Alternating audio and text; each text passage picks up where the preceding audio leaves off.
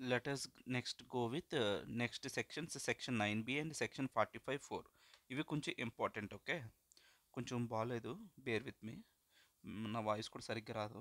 Okay, so first of all ఏంటి ఈ section, ఏం చెప్పాలనుకుంటుంది సెక్షన్ 9b అండ్ 45(4) అంటే నీ ఒక ఫర్మ్ కానీ ఏఓపి కానీ బీవైఐ కానీ ఉన్న వాళ్ళు, ఓకే, వాళ్ళ వాళ్ళ పార్ట్నర్స్ కానీ మెంబర్స్కి కానీ రెండు సందర్భాల్లో ఎసెట్స్ ట్రాన్స్ఫర్ చేస్తున్నప్పుడు వచ్చే సెక్షన్లే సెక్షన్ 9b అండ్ 45(4). అసలు ఏంటి ఆ సందర్భాలు? ఒకటి, dissolution of the firm or AOP or BOR or reconstitution of the firm AOP BOI. First of all మనం తెలుసుకోవాల్సింది ఏంటంటే డిజల్యూషన్ అంటే ఏమిటి. నీ ఫర్ము ఏఓపి బీఓఐ అనేవి ఏమైతున్నాయి, cease to exist, they are shutting down, ఇంకా అవి ఫర్దర్గా ఉండవు, they are cease to exist. ఎప్పుడైతే సీజ్ టు ఎగ్జిస్టో వాళ్ళని ఏమంటాం అంటే డిజల్యూషన్ అవుతుంది అంటాం. ఎప్పుడైతే నీ ఫర్మ్ డిజల్యూషన్ అవుతుందంటావో అప్పుడు నీకు అప్లికబుల్ అయ్యే సెక్షన్ ఏంటి, ఓన్లీ సెక్షన్ 9b మాత్రమే అప్లికబుల్ అవుతుంది. Next, if you are reconstitution జరుగుతుంది అనుకో.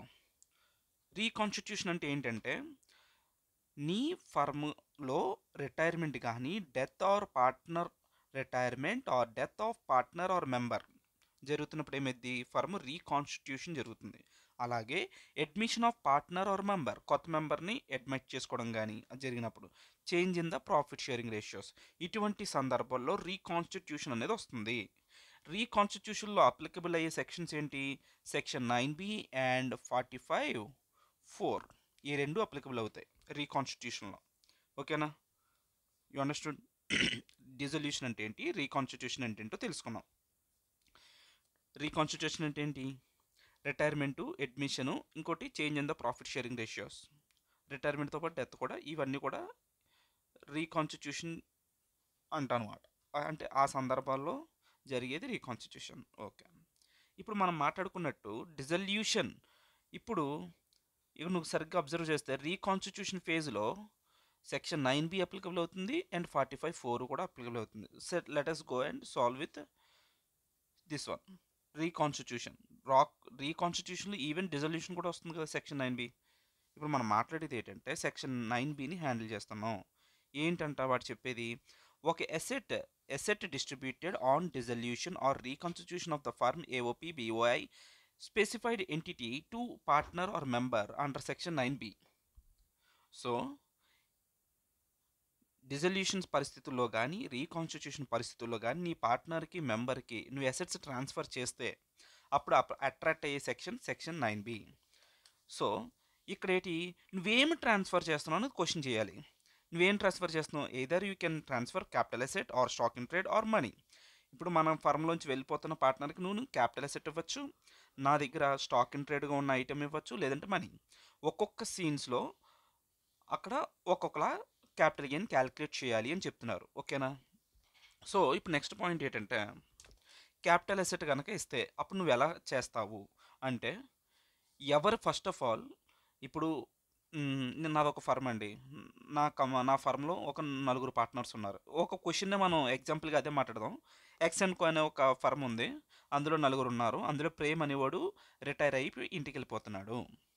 సో వీడికి మనం ఏమి ఇచ్చామట, మన దగ్గర ఉన్న ల్యాండ్ అనేది వాడికి ల్యాండ్ అనేది ఇచ్చాం, అలాగే క్యాష్ కూడా వాడికి సెటిల్ చేయడానికి ఇచ్చాం.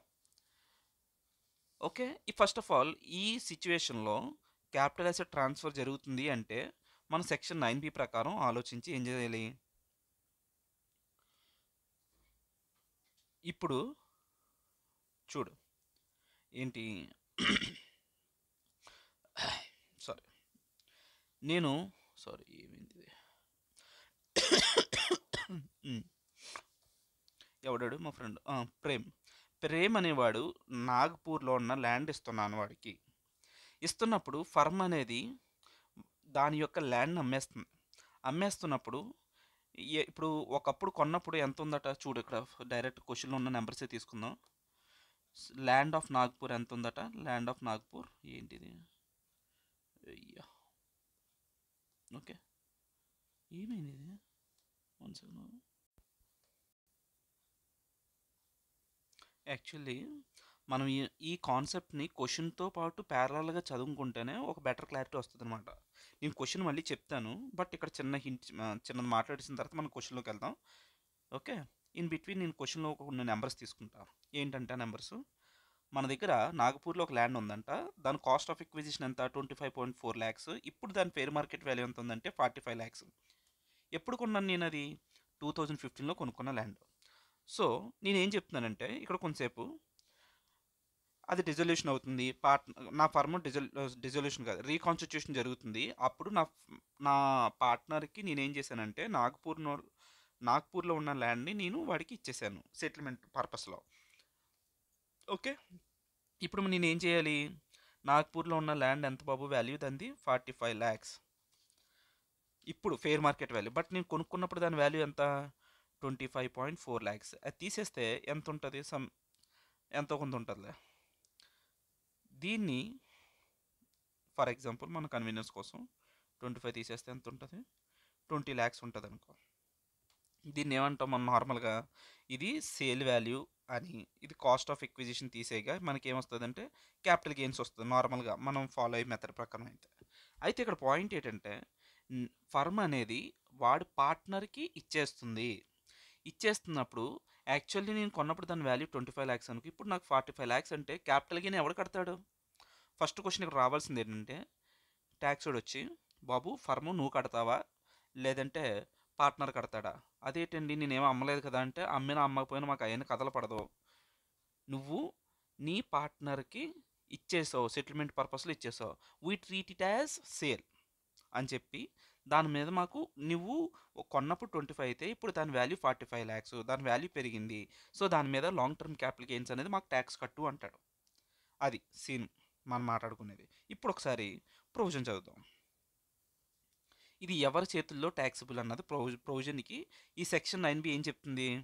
సారీ, ఎవరు ట్యాక్స్ కట్టాలన్న క్వశ్చన్కి ఈ ప్రొవిజన్ ఏం చెప్తుందంటే, బాబు it will be taxable under capital gain in hands of firm AOP or BOI. ఎప్పుడు ఒక క్యాపిటల్ అసెట్ని కనుక డిస్ట్రిబ్యూట్ చేస్తే ఎవరు? Firm AOP BOI on dissolution or reconstitution. Dissolution టైంలో కానీ రీకాన్స్టిట్యూషన్లో కానీ ఇలా అసెట్స్ ట్రాన్స్ఫర్ అయితే దాని మీద ట్యాక్స్ ఎవరు కట్టాలి? ఫర్ము ఏఓపి బిఓఐ కట్టాలి. అప్పుడు నెక్స్ట్ క్వశ్చన్ ఏంటంటే సేల్ కన్సిడరేషన్ ఎంత తీసుకుంటాం అంటే మార్కెట్లో దానికంటూ ఒక ఫెయిర్ మార్కెట్ వాల్యూ ఉంటుంది కదా, దాని సేల్ కన్సిడరేషన్ కింద తీసుకోండి అన్నాడు. సో ఇప్పుడు నేను ఒకటి అడుగుతా, ఇప్పుడు క్యాపిటల్ గెయిన్ ఎంత మనం తీసుకున్న కేసులో ఎలా క్యాలిక్యులేట్ చేసాం? ఈ సేల్ కన్సిడరేషన్ అనేది ఎక్కడి నుంచి తీసుకున్నాం? Fair market value of the capital asset. Fair market value of the capital asset, మార్కెట్లో దానికంటే ఒక ఫెయిర్ మార్కెట్ వాల్యూ ఉంటుంది, దాన్నే సేల్ వాల్యూ కింద తీసుకో. ఎప్పుడైతే కొనుక్కున్నప్పుడు దానికంటూ కాస్ట్ ఆఫ్ ఎక్విజిషన్ కాస్ట్ ఉంటుంది కదా, అది తీసుకో. ఆ కాస్ట్ ఆఫ్ ఎక్విజిషన్ మీద ఇండెక్సేషన్ చేస్తావా చేయవా అంటే, నువ్వు ట్రాన్స్ఫర్ ఎప్పుడు జరుగుతుంది అన్నది క్వశ్చన్. 23rd July 2024 తర్వాత జరిగితే there is no indexation benefit, right? ఆ పాయింట్. అదే గనక స్టాక్ ఇన్ ట్రేడ్ అయితే అప్పుడు ఎలా చేస్తావు అంటే ఏంటి? నాదొక గోల్డ్ బిజినెస్. నా గోల్డ్ బిజినెస్లో 4 పార్ట్నర్స్ ఉన్నారు. ఒక పార్ట్నర్ వెళ్ళిపోతుంటే వాడికి నేను గోల్డ్ ఇస్తున్నాను. ఆ గోల్డ్ ఇచ్చినప్పుడు నువ్వు దాన్ని ఎవడ కట్టాలి ట్యాక్స్ అంటే, అప్పుడు కూడా it is taxable under firm చేతుల్లోనే ట్యాక్సిబుల్ అవుతుంది. బట్ ఏ హెడ్ క్యాపిటల్ గెయిన్ చేతుల్లో పడుతుంది అంటే క్యాపిటల్ గెయిన్స్ హెడ్లోకి రాదు, అది పీజీబీపీలో పడుతుంది. ఎందుకంటే it's a business, right? Stock అనేది బిజినెస్లో అంతే కదా. బంగారం వాడికి బిజినెస్, ఆ బిజినెస్లో అది సేల్ జరుగుతుంటే అది పీజీబీపీ ప్రొఫెషనల్ ఇన్కమ్లో అదే పీజీబీపీలో చూపిస్తాం. అందులో డౌటే ఉంది, సింపుల్. పీజీబీపీలో ఇప్పుడు ఎలా చూపిస్తావు? ఫెయిర్ మార్కెట్ వాల్యూ తీసుకుంటావు, దాని పర్చేస్ కాస్ట్ మైనస్ చేసేసి దానికి వాల్యూ చూపిస్తావు. సో ఎవరి చేతుల్లో ట్యాక్సిబుల్ అవుతుందంటే ఫర్మ్ చేతుల్లోనే under the head of PGBP. అదే చెప్తున్నాడు చూడు. If stock in trade distributed by firm on dissolution or reconstitution to the partner, then gain is equal to fair market value minus purchase price on transfer of such stock is taxable under PGBP in the hands of the firm. Okay, next ఇప్పుడు నాది మళ్ళీ firm point of వ్యూలోకి వచ్చేద్దాం. ఫర్మ్లో నేను వాడికి నాగ్పూర్లో ల్యాండ్తో పాటు నేను ఏమిస్తున్నానంటే, ఫర్మ్లోంచి వెళ్ళిపోతున్న ఒక పార్ట్నర్కి క్యాష్ ఇస్తున్నా. ఎంత ఇస్తున్నానంటే 15 ల్యాక్స్ ఇస్తున్నా. ఆ 15 ల్యాక్స్ మీద ట్యాక్స్ కట్టాలా? ఫర్మ్ ట్యాక్స్ కడుతుందంటే కట్టదు. If money is distributed by firm then it is not taxable under section 9B. Okay, నేను కొన్ని చెప్పాను, దాన్ని కొన్ని అర్థం చేసుకున్నాం. ఇప్పుడు ఈ పాయింట్ మీద మనం క్వశ్చన్ చేద్దామా, చెయ్యొచ్చా with this knowledge? Actually we can solve A question ఈ నాలెడ్జ్తో. ఈ సెక్షన్ 9B అంటే ఏం నేర్చుకున్నాం? సింపుల్ రా బాబు. నువ్వేమి ఇస్తున్నావు? క్యాపిటల్ అసెట్ ఇస్తున్నావా, స్టాక్ ఇన్ ట్రేడ్ ఇస్తున్నావా, మనీ ఇస్తున్నావా నీ పార్ట్నర్కి? ఏదో డిజల్యూషన్ కేసులో కానీ రీకాన్స్టిట్యూషన్ స్టేజ్లో కానీ ఇస్తే క్యాపిటల్ అసెట్ ఏం చేస్తావు? Fair market value minus cost of acquisition. Stock in trade అయినంతే, బట్ స్టాక్ ఇన్ ట్రేడ్లో ఏం చేస్తావు అంటే అది పీజీబీపీ హెడ్లోకి వెళ్తుంది. మనీ అయితే దెర్ ఇస్ నో ట్యాక్స్. ఎవరు కడతారు tax? Taxable under the hands of the firm.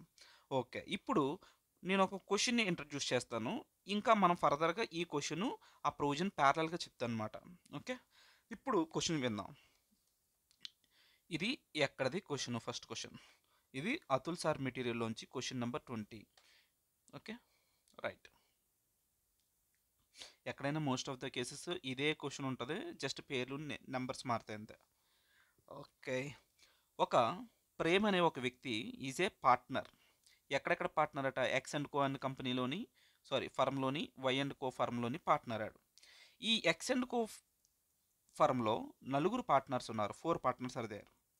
Mister Prem అని వీళ్ళు ప్రాఫిట్ షేరింగ్ రేషియో అలా చెప్తున్నాడు, ఈక్వల్గా పంచుకుంటున్నారట. They are sharing profits and losses equally. Mister Prem resign from X and co company firm on 31st January 2025లో he resign చేస్తున్నప్పుడు ఆ రోజుకి ఎవ్రీ పార్ట్నర్స్ క్యాపిటల్ బ్యాలెన్స్ ఎంత ఉంది? It is 32 lakhs. In order to settle the dues on the said date, the capital balance of each partner వాడు వెళ్ళిపోతున్నప్పుడు వాడు settle చేయడానికి మనం ఏం చేసామంటే, బాబు వీడు వెళ్ళిపోతున్నాడు కాబట్టి మన ఫర్మ్కి మనం గుడ్ విల్ని రీక్యాల్కులేట్ చేద్దాం. మొత్తం మన ఫర్మ్ గుడ్ విల్ ఎంత జనరేట్ చేస్తుందో వీ విల్ క్యాల్కులేట్ అని చెప్పి దే సెల్ఫ్ జనరేటెడ్ గుడ్ విల్ని వాళ్ళు ఏం చేశారట, క్యాల్కులేట్ చేసుకున్నారు. ఎంత వచ్చింది? 70 lakhs వచ్చింది. The firm has following capital assets. Firm కొన్ని అసెట్స్ ఉన్నాయి. ఎక్కడ? పూణేలో ఒక ల్యాండ్ ఉంది, Nagpur, Mumbai, self generated goodwill. Okay, next ఇప్పుడు మార్చ్ 2025లో ఈ ఫర్మ్ అనేది ఏం చేసిందట,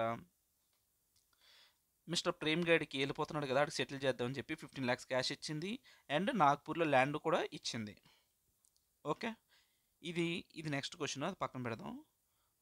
ఇప్పుడు పాయింట్ ఏంటంటే, discuss the tax treatment in the hands of X and firm under section 9B and section 45(4) from the about transactions.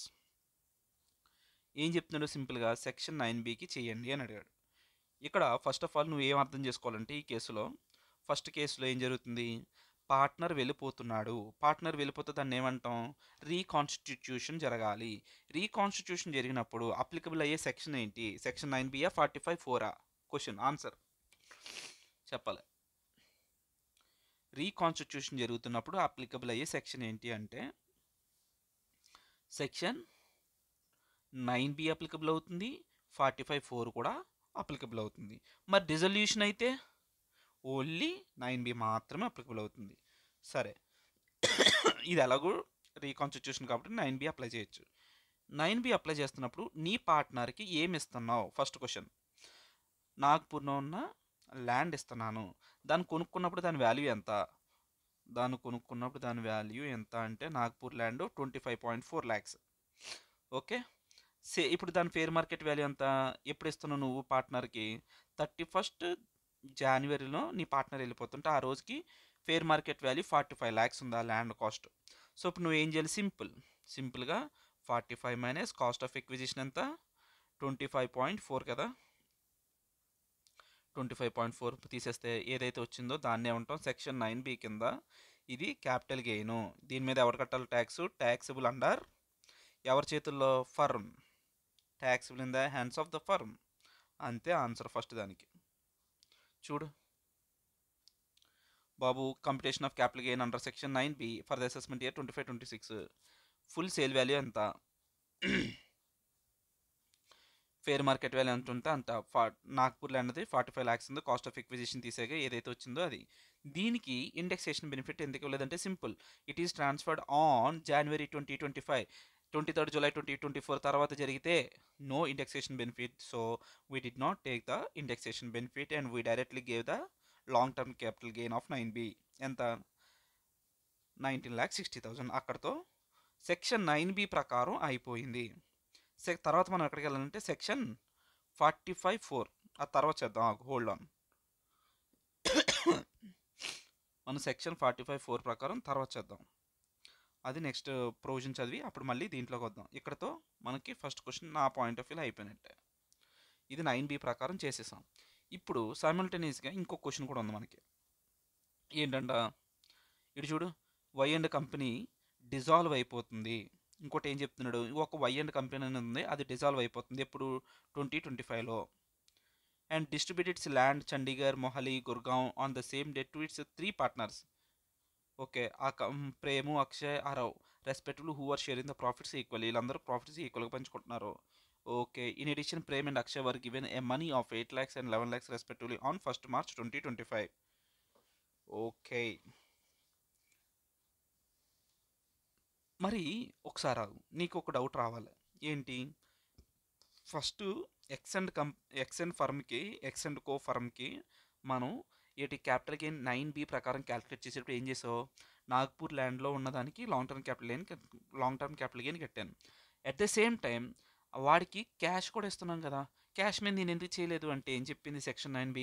Money ఇచ్చినప్పుడు అది నాట్ ట్యాక్సిబుల్ అంది కాబట్టి తీసుకోలేదు. ఓకే, ఇప్పుడు వై అండ్ కంపెనీ ఏం చేస్తుంది? వాళ్ళ పార్ట్నర్స్ అందరికీ ల్యాండ్స్ ఉన్నాయన్నీ కూడా షేర్ చేసేస్తుంది అనమాట.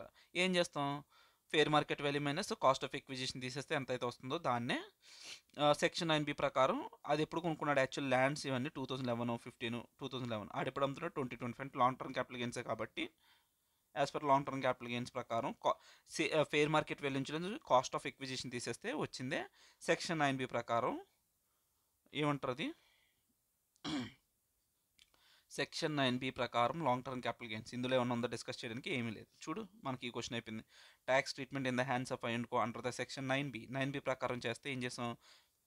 మొత్తం మూడు ల్యాండ్స్ తీసుకొని వాటి యొక్క ఫేర్ మార్కెట్ వాల్యూస్ తీసుకున్నాం. దాంట్లోంచి కాస్ట్ ఆఫ్ ఎక్విజిషన్ తీసేస్తే వచ్చిందే సెక్షన్ 9B ప్రకారం long term capital gains. Okay, so this is also done. So ఇప్పుడు మనకి ఎందులో మనం బెటర్ కాన్ఫిడెంట్గా ఉన్నామంటే సెక్షన్ 9Bతో మనకి నో ఇష్యూ.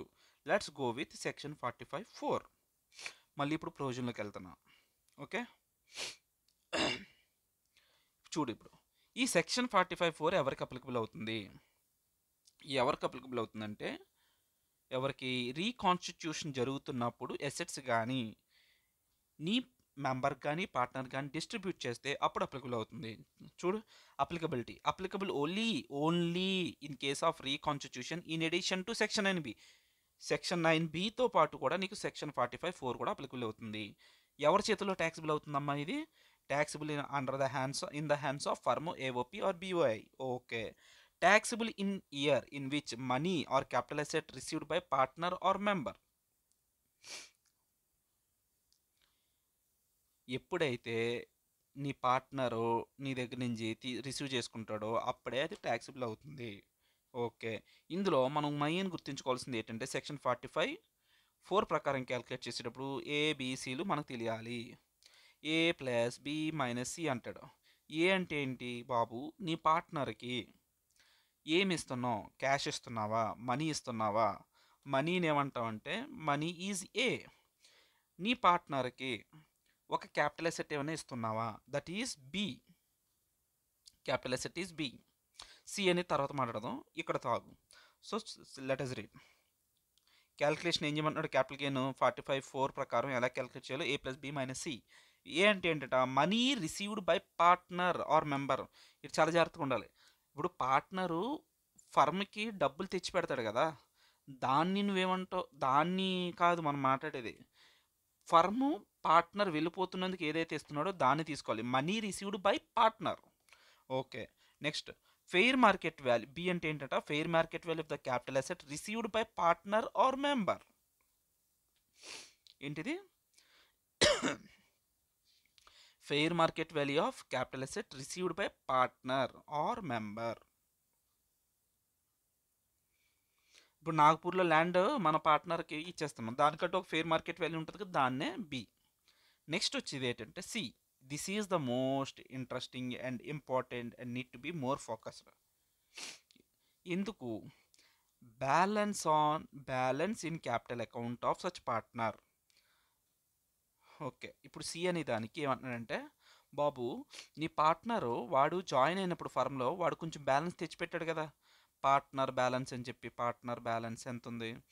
ఫర్ ఎగ్జాంపుల్ ఈ కేసులో 32 lakhs తెచ్చిపెట్టాడు. దానికి చేసేటప్పుడు ఏమంటున్నాడట, దానితో పాటు ఇంకొకటి కూడా యాడ్ చేయాలి అడిగి. ఏంటది? ఏంటంటే ఈ నాగపూర్ ల్యాండ్, ఇది చూడే, ఇది ఎలా చెప్పాలి? ప్రొవిజన్ చెప్పాలా లేదంటే డైరెక్ట్గా చెప్పినా? ఓకే, ఫస్ట్ ప్రొవిజన్ చెప్దాం, దాని తర్వాత నేను లింక్ చేస్తానులే. ఏం చెప్తున్నాడు? స్పెషల్ పాయింట్ అంటూ ఒకటి ఉందంట ఈ సి పాయింట్కి link. While calculating the value of C, ఈ సిని క్యాలిక్యులేట్ చేసేటప్పుడు balance in the capital account has to be recalculated. వీడిది ఏదైతే బ్యాలెన్స్ ఉందో దాన్ని రీక్యాలిక్యులేట్ చేయండి అని చెప్తున్నాడు. ఎలా చేయమని చెప్తున్నాడు? Compute accounting gain net of tax of transferred asset. ఏం చెప్తున్నాడు బాబు? Fair market value of asset transferred. ఇప్పుడు నాగపూర్ ల్యాండ్ ప్రేమ్ అనేవాడికి ఏం చేస్తున్నాను? ఇచ్చేస్తున్నాను, ట్రాన్స్ఫర్ చేస్తున్నాను కదా, దానికంటూ ఒక ఫెయిర్ మార్కెట్ వాల్యూ ఉంటుంది కదా, తీసుకో అది. ఓకే, ఫర్ ఎగ్జాంపుల్ 45 lakhs మన ఎగ్జాంపుల్లో. ఓకే, దానికంటూ cost of acquisition, book value of asset అంటే ఏంటి, దానికంటూ కాస్ట్ ఆఫ్ ఎక్విజిషన్ ఉంటుంది కదా. ఎంత? మనం తీసుకున్న ఎగ్జాంపుల్లో it cost around 25,40,000. Okay, 25.4 lakh అనేది కాస్ట్. ఓకే. Okay, cost. దాని తర్వాత book value of asset transfer తీసేసిన తర్వాత ఆ క్యాపిటల్ గెయిన్ మీద, ఇప్పుడు ఇది తీసేస్తే నాకు ఏమవుతుంది? 45 lakhsది 25.4 lakhsది 45 lakhsకి అమ్మేశాను అంటే నాకు ఎంత గెయిన్ వచ్చినట్టు? సారీ 19,60,000 ప్రాఫిట్ వచ్చినట్టు. 19,60,000 ఈజ్ ద ప్రాఫిట్. ఈ ప్రాఫిట్ లోంచి గవర్నమెంట్ ఫర్మ్ ఏం చేయాలి? ట్యాక్స్ పే చేయాలి. ఇది నెట్ ప్రాఫిట్, ఇది కాదు కదా, ఇది లాంగ్ టర్మ్ క్యాపిటల్ గెయిన్స్ కాబట్టి లాంగ్ టర్మ్ క్యాపిటల్ గెయిన్స్ మీద అది కూడా ట్రాన్స్ఫర్ ఇప్పుడు జరుగుతుంది 2025లో, అంటే ఆఫ్టర్ 23rd July 2024 కాబట్టి దాని మీద అప్లికబుల్ అయ్యే రేట్ ఎంత? 12.4% is the applicable rate. Okay, so దీని మీద 12.4%, 5% plus health and education cess ఎంత పెట్టాలి? 4%. ఈ రెండు పెడితే ఎంత వచ్చింది? ట్యాక్స్ అమౌంట్ ఎంత వచ్చింది? ఇక్కడ ఆల్రెడీ ఉంది, చూద్దాం. 2,54,800. ఓకే,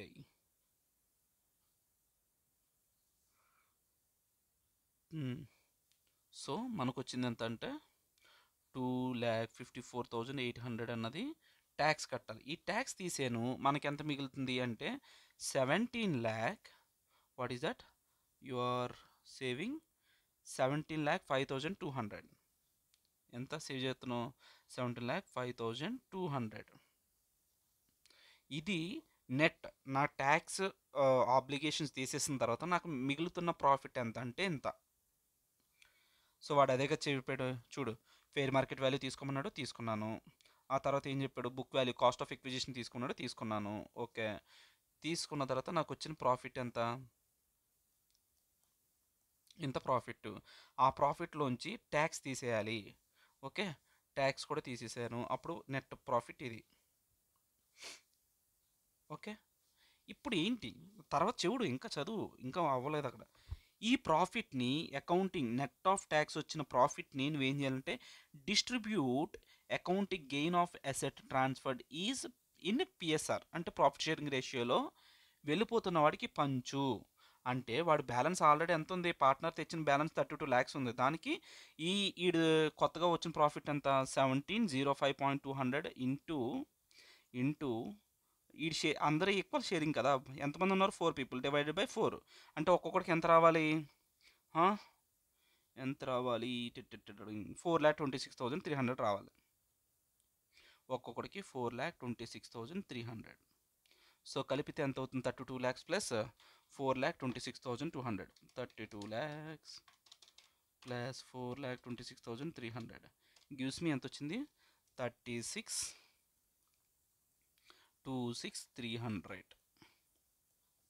సో ఇది ఏం చేయాలి ఇప్పుడు నేను? ఇది నా సి యొక్క value. I determine my C value. ఓకేనా? ఇప్పుడు నీట్గా చేద్దామా? ఏ అంటే ఎంత?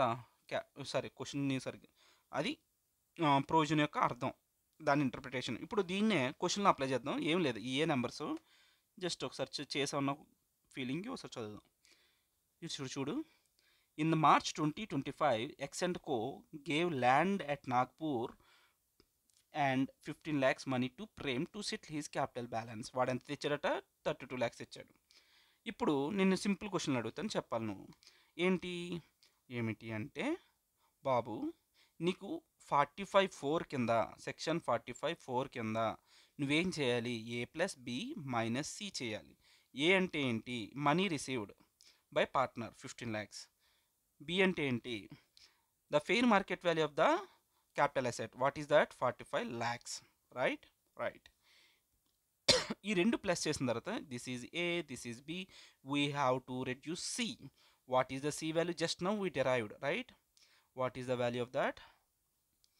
బాబు ఎక్కడున్నావు? 4,26,000. ఇది దాని వాల్యూ. ఇప్పుడు చేసిన వర్కింగ్ నోట్స్ ప్రకారం 4,26,300. 4,26,300 ఎంత ఉంది? దాన్ని మైనస్ చేసాడు. ఇప్పుడు ఏదైతే వచ్చిందో that is the answer for 45(4). ఒకసారి కౌంట్ చూస్తావా? 15 lakhs plus 45 lakhs minus 4,26,300 gives you 5,57,300. 5,57,300. 55, 30, 73,700. అంతేనా ఆన్సర్? దొబ్బిందా?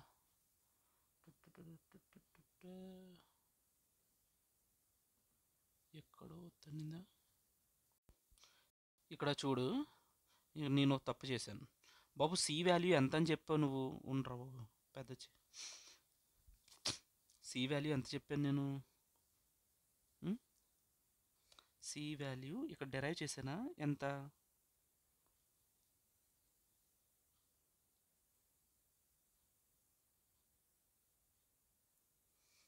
ఇక్కడ చూడు, 32 lakhs ప్లస్ ఈ 4,26,300 కలపాలి. ఇక్కడ చూడు, సరే ఇక్కడ చూడు, 32 lakhs ప్లస్ 4,26,300 కలిపితే వాడికి సి వాల్యూ ఎంత వచ్చింది? 36,26,300. ఓకే, అది ఇక్కడ చేయాల్సిందే. ఇది తప్పు చేశాను నేను. సో 36,26,300 మైనస్ చేస్తే సో ఎంత అవుతుంది టోటల్? ఇది సి వాల్యూ కదా, A plus B minus C. The value is ఎంత వస్తుందంటే ఎగ్జాక్ట్గా ఇదే వస్తుంది. సో మనం అదే కదా చేసాం. ఇది ఏ, ఇది బి, ఇది సిని మైనస్ చేస్తే వచ్చిన ప్రాఫిట్ ఎంత అంటే ఇంత. ఈ ప్రాఫిట్ మనం ఏమనాలంటే long term capital gain, sorry లేదు, క్యాపిటల్ గెయిన్ అండర్ సెక్షన్ 45(4), 23, 73, 700.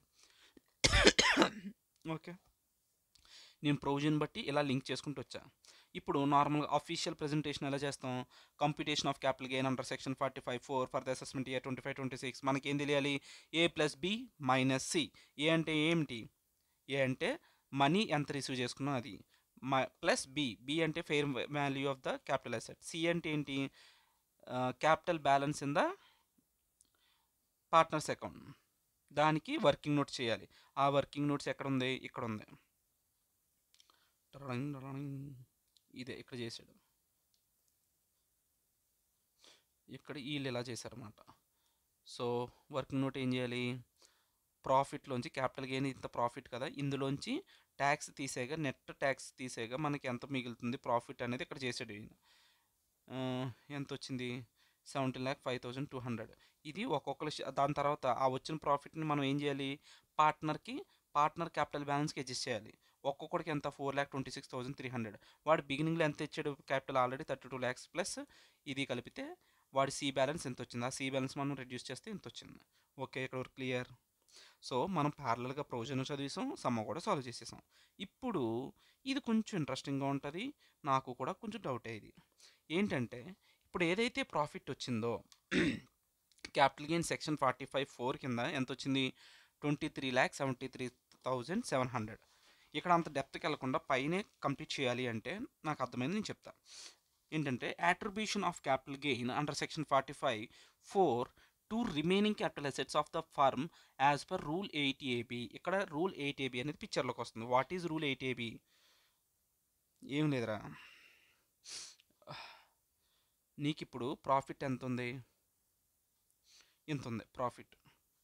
ఈ ప్రాఫిట్ని, ఈ క్యాపిటల్ గెయిన్ని, సారీ ప్రాఫిట్ కాదు అది క్యాపిటల్ గెయిన్, ఈ క్యాపిటల్ గెయిన్ని ఇంకా ఈ వీడి ఫర్మ్లో ఇంకేమున్నాయి మిగిలిపోయిన అసెట్స్, వీడికి నాగపూర్లో ఉన్న ల్యాండ్ మాత్రమే అమ్మాం, ఇంకా ఏం మిగిలిపోయాయి, పూణేలో ఉన్న ల్యాండ్ ఉంది, అలాగే ముంబైలో ఉన్న ల్యాండ్ ఉంది, సెల్ఫ్ జనరేటెడ్ గుడ్విల్ కూడా ఉంది, రైట్, 3 ఉన్నాయి.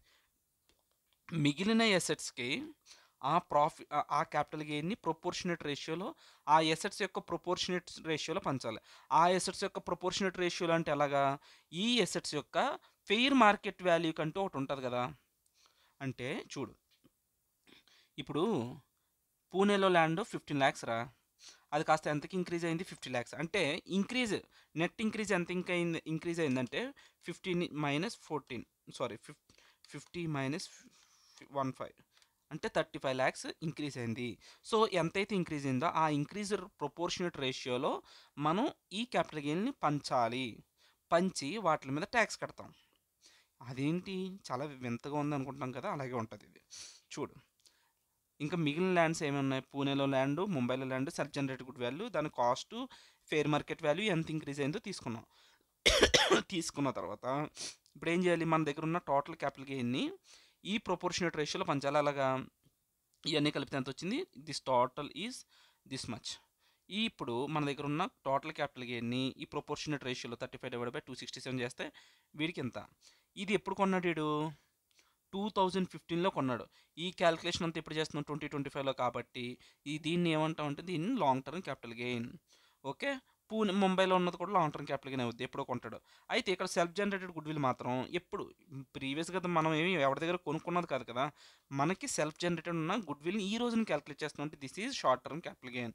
సో వీటి మీద నువ్వేం చేయాలి బాబు, వీటి మీద short term capital gain, long term capital gain కట్టే అంటాడు. కట్టే అంటే అదేంటి సార్ అన్యాయం అంటావు, అన్యాయం అయినా సరే పర్లేదు, నువ్వు కట్టే ఈ రోజున ఫ్యూచర్లో ఆ పర్టికులర్ ల్యాండ్ అమ్మినప్పుడు నువ్వేదైతే ఆల్రెడీ కట్టేసావో అది నేను రెడ్యూస్ చేస్తాను అంటాడు. ఓకే సారా, ఒకసారి చూడు ఏమంటున్నాడు, capital gain of 1751,382 attributed towards the land at Pune, Mumbai is treated as long-term capital gain. Long-term capital gain as such lands are long-term capital asset at the time of taxation under section 45(4).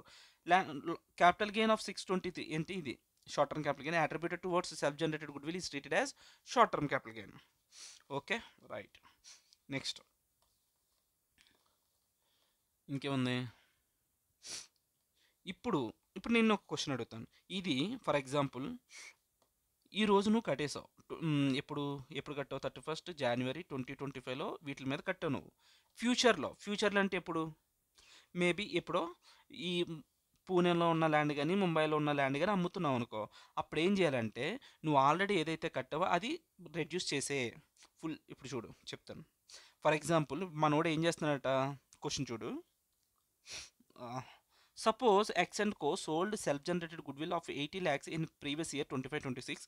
Compute the capital gain for such sale. 25-26లో మనోడు ఏం చేశాడు, self generate చేసుకున్న గుడ్విల్ని అమ్ముకుంటున్నాడు.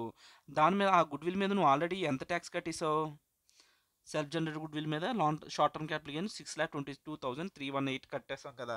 So దాన్ని ఇప్పుడు reduce చేసేస్తాం.